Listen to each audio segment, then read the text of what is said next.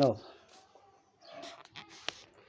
তাইলে তোমার এক নম্বর কাজ হলো মাথার পানি তো পাইপে প্রস্রাবের সাথে বাইরে যেতেছে, চোখে দেখতেছো না। এখন তোমার চোখের কাজ হলো তোমার এই একটা তো আল্লাহ ভালো রাখছে না, ওই হাত দিয়ে হালকা হালকা এরকম করতে হবে। হ্যাঁ, এরকম করো, তার মানে কি চোখের শক্তি দেয়ব। চোখের শক্তি দেয়লে আস্তে আস্তে এই পানিটা আপ ডাউন হইব, সাইডে দিব, তখন আস্তে করে আবার চোখে দেখাইব। অনেক বড় রোগ কিন্তু।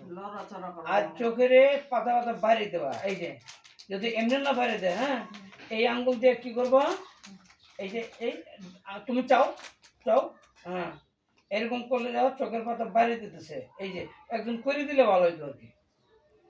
হ্যাঁ, চোখের পাতা বাইরে দাও মামা, বাইরে দাও মা, বাইরে দাও। অনেক বড় রোগ, আল্লাহ তোমার মাফ করো। হ্যাঁ, আচ্ছা, এখন তোমার স্ট্রোক তো হইলো কি, এই তোমার ব্রেন অপারেশন করার পরে এই সাইডটা পড়ে গেছে।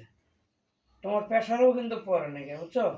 ব্রেন অপারেশন করার পরে এই সাইডটা তোমার দুর্বল হয়ে গেছে। এখন তোমার স্ট্রোক, ডায়না বাম পায়ের শক্তি নেই। এটার জন্য এই ফিজিওথেরাপি ব্যায়ামগুলো যদি কেউ করে দেয়, হ্যাঁ, কেউ যদি করে, এই শক্তিটা কিন্তু ফেরত আসবে। তাহলে মাম তুমি কি করো, হাতটা ওর সাথে ওড়াও মা, ওড়াও, এই হাত ওড়াও, দেখো দাও, এইভাবে ধাক্কা দিয়ে ওড়াও। হ্যাঁ, ঠিক আছে, নামাও আস্তে করি, ওড়াও মা, ওড়াও। আবার হাতের কবজা ওর দিকে দেখে দাও, এই যে এইভাবে ওটাই দিব, এই ওড়াও দি মা। হ্যাঁ হ্যাঁ, এই মাথায় পারি না কেন, হ্যাঁ ওড়াও মা, ওড়াও ওড়াও ওড়াও ওড়াও, হ্যাঁ হ্যাঁ, আবার বাস করো মা, আবার বাস করো। বাস বুঝো নাই, এই বাংবা, এই সোজা করবা, এটা তুমি নিজে নিজে করবা। এই হাত দিয়ে একটা ধরো, ভালো করে ধরো, ধরে এইভাবে ওড়াইবা, একটু ধরে একবার, আবার নিচে নামাইবা। হ্যাঁ, এরকমভাবে কমপক্ষে 20 বার মারবা। হ্যাঁ, আস্তে আস্তে মারবা, ওড়াও দিয়ে একটু ওড়াও। হ্যাঁ, তার পাশে একটু এই পাশে ওই পাশে এরকম নাড়াচাড়া করবা। 1 2 নম্বর এরকম ওড়াইবা, নিচে নামাইবা, ওড়াইবা, নামাইবা। কটা গেল? 2টা। 3 নম্বর কাজ হলো এই আব্দি দড়ি, এই এরকম মুখের কাছে নিয়েবা, সোজা করবা। কেমনে করবা? মুখের কাছে নাও, আস্তে, ব্রেন ঠিক নেই কিন্তু, সোজা করো মা, সোজা করো, সোজা করো। আচ্ছা, আঙ্গুলটি ফাঁকা করছে বাবা, মোট করো, আবার ফাঁকা করো।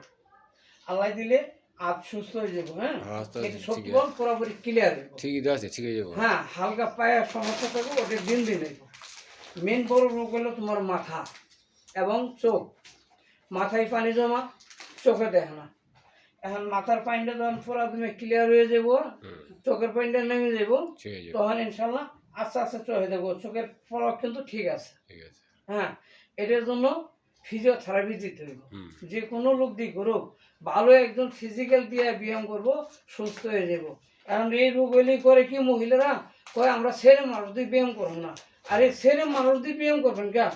আপনার ভালো একটা ফিজিওথেরাপি দিয়ে ব্যায়াম করে সুস্থ হয়ে যান। কি বল, ভালো একটা ডাক্তারের দরকার, ফিজিওথেরাপি একটা ব্যায়াম লোকের দরকার, যারা বুঝে এই সমাজে কাজ, এরা করবো, উঠাইবো, বহাইবো, নামাইবো, আস্তে আস্তে কিন্তু শক্তিটা ফেরত দিব, মারিকে সুস্থ হবো। আল্লাহ একটা বাচ্চা দিছে, অনেক বড় রোগ, এটা দৈনিক রোগ। আজকে মা আছে, বোন আছে, মাটা কমপক্ষে মেয়েটার কাছে থাকার কথা। হ্যাঁ, কেউ নেই। এই দীর্ঘদিন পায়খানা করবো, ছেলে ব্যবসা বাণিজ্য করে পয়সা জোগাইবো, না ওষুধই কিনবো, না হেরে দেখশন করবো? কি করবো? এত বড় হারামি লাগবো। সবই তো পাঁচটাই তো লাগবে। হ্যাঁ, খাওয়ানো দিত, ওষুধ পাতি একটা দিন ওষুধ বন্ধ করা যাবো না, ব্যায়াম বন্ধ করা যাবো না, প্রস্রাব দর্শে প্রস্রাব কথা তো কই বেরবো না, এই দিক থেকে শক্তি নেই। পেটটা যে কিভাবে চলবো সংসারটা, সেটা তো লাগবো। তারপরে প্রস্রাবের জন্য একটা ক্যাথাটা পরাবের কবা, 1200 টাকা খরচ যাইব।